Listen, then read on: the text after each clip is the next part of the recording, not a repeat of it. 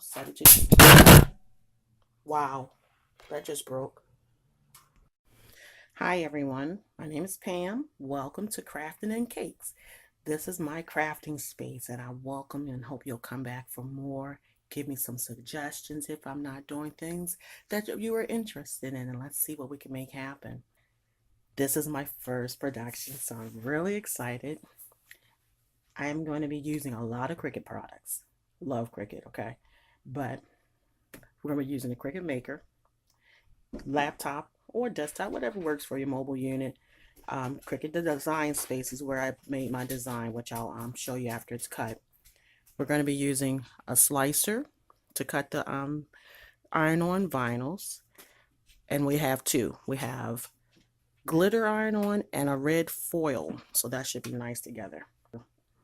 And then occasionally you need the tweezers to kind of help lift and put things back on the transfer tape, because like little dots and so forth want to stick. And then also we have a weeding tool. This thing is great. What you do is just a pick and you use it to help remove any unwanted vinyl pieces, and I'll be using that and showing you how it works out. I have a t-shirt which I'll be putting the design on, and this is a Cricut cutting mat, because you use a mat with these, it slides in, and I'll show part of that process. You will need an iron and also a nice fluffy towel to iron on top of, not an ironing board. You actually want to use something that's going to have a little give, but it's quite fluffy so things can sink and be in position nicely. Okay, let's get started. Okay, so I've loaded the first foil in the cutter, and you just lift it. I think the rolling from behind may work best. So I'm going to cut this to a 6 by 8 inch piece. So for now, we're going to bring it down to the 6 inch. Hold it. Well, it'll be nice if I start from one side. And slide it across, and there you go. We're going to do the same thing with the silver. They're different densities. So this is a real floppy. This is a really firm. So be aware of that when you go to cut. You're going to have to change your cutting settings on your Cricut, okay? Alrighty, so let's cut the silver. I'm going to just cut it upside down, and it's a shorter piece. Why not? Go for it. And yes, this is a cow print pajamas. It's a sweatshirt. There we go. Alrighty, so we're going to place this inside. Perfect. Starting from the other side, just holding it down. Keep your fingers out of the way and slide it across. Awesomely quick. Alrighty, set those off to the side. You can hold off on doing the next cut, but just for time's sake, because you can put it right on your mat, we're going to just go ahead and be done with it, right? And save these extra pieces because you can use them for little bits and bobs of things, designs and so forth. So don't throw things away.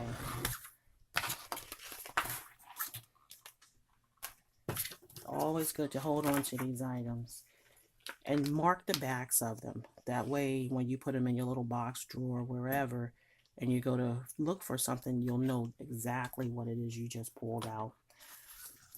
Always don't write on your printing surface, write on the back area, because then it won't be noted. Okay, so from this point, we are finished with that. Now for the Cricut mat. So with that, you have a plastic layer. Pull your plastic layer off. Okay, so here we have our standard cutting mat for Cricut.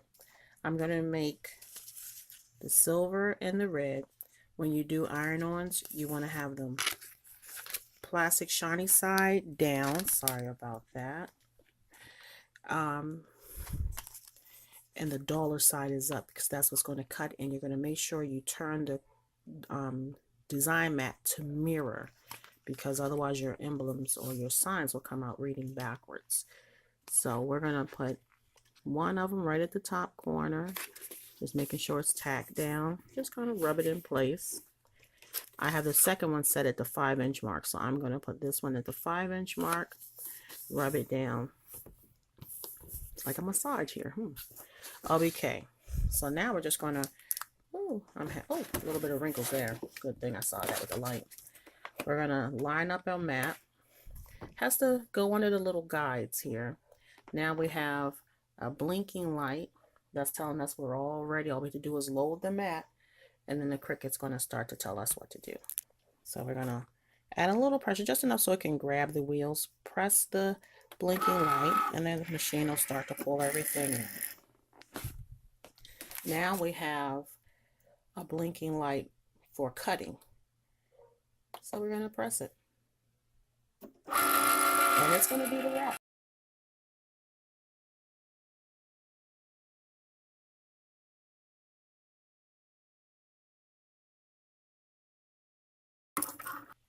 Great, there it goes. So now we just can unload our mat. When you unload it, you can see how it's cutting nicely. So let's go ahead and peel these off. Because of what it is, these will just lift right off. They're pretty small and thin there. And we'll just peel it. And set the mat off to the side. I typically shut everything down. All right, it's time to weed. So let's start with the red foil because I think that's going to be the easiest. You just take your hook, press it into the corner. Sometimes the corner seems to be the easiest place, and then you can peel it.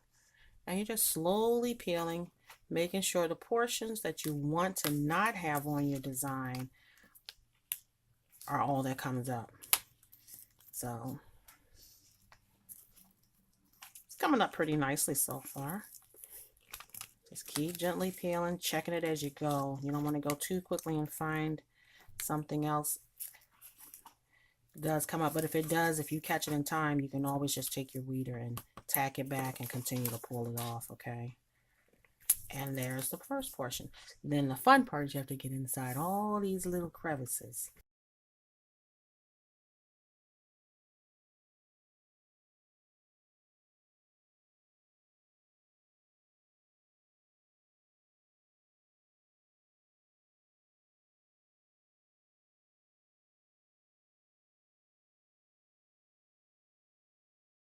The little bits and pieces here always are the fun ones. So we're just gonna, oh, I made that look a hot mess, didn't I? Let me slow down. Should be fine. This is the cakes portion. Looks like I lost a part of my N. So it's in here. That's what I was just saying. Take your time. There it is. Oh, so I thought there it was. Oh, that was very tiny because I did a smaller, there we go. I'll fix that. I talked it out. And sorry, you can hear the dog in the background playing with his toy. And he really likes that toy, it seems. Oh wow, most of this actually got itself cleared up. So we're gonna get the E. And we're gonna get the A.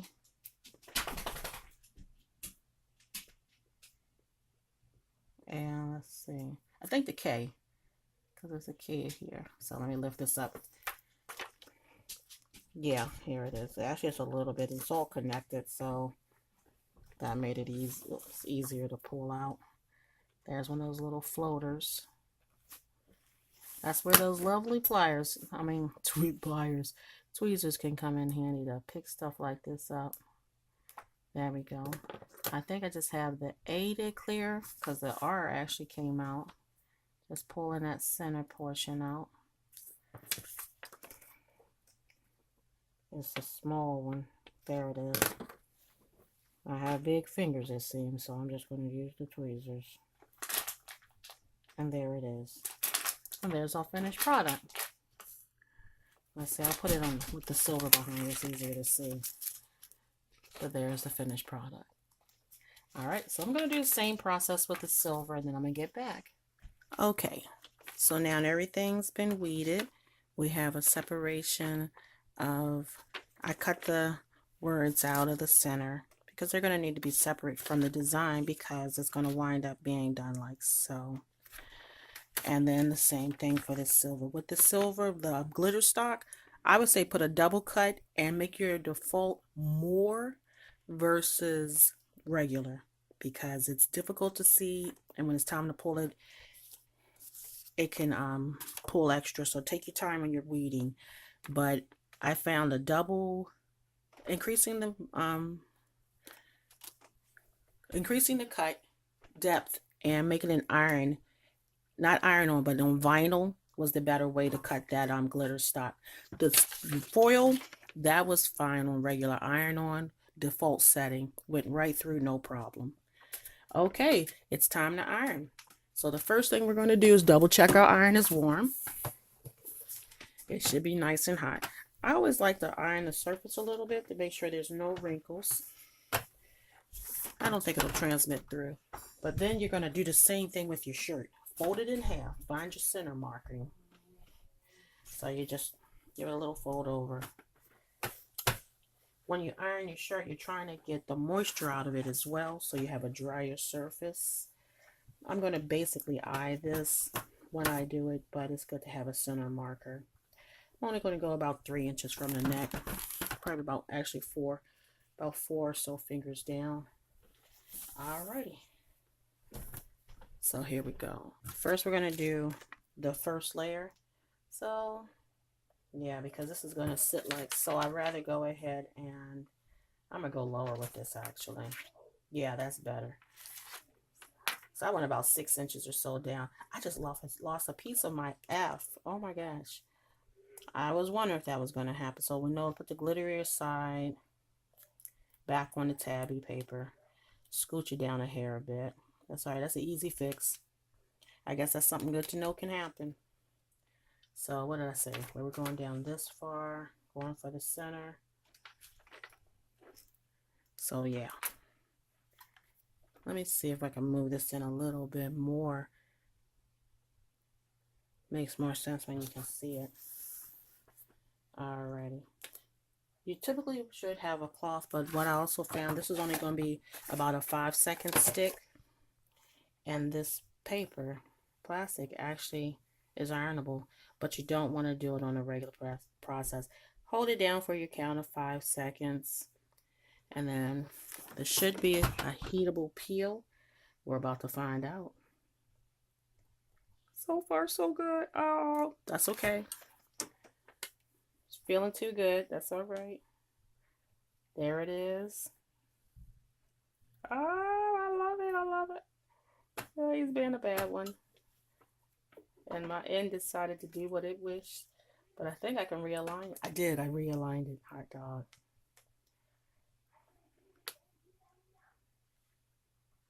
Oh, where's my apostrophe? Okay. This is where having that cloth is good, because you don't want to burn your fabric. So I'm going to try that again. Just hold it down for a few seconds, because we want to make sure it is going to stick. Give it another few. So it tries it here. I'm going to come up from a different angle. Maybe I can push it down, because I still have to put the second layer on. So there we go. So now we're going to add, for mine, I'm adding my red over it. Doesn't have to be perfect. It's just paint splattered, you know. How many perfect paint splatters are there out there? It's the same process here though. We want to get this to adhere, so we're going to do this, making sure we don't go over top. I'm still just doing 5 because I still have 2 more layers I'm doing.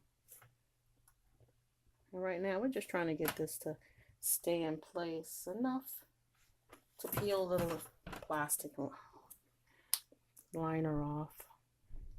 Taking our time where we find any issues. It probably wasn't a 5 count hold. Let's come back over, because that good part is not affecting the design.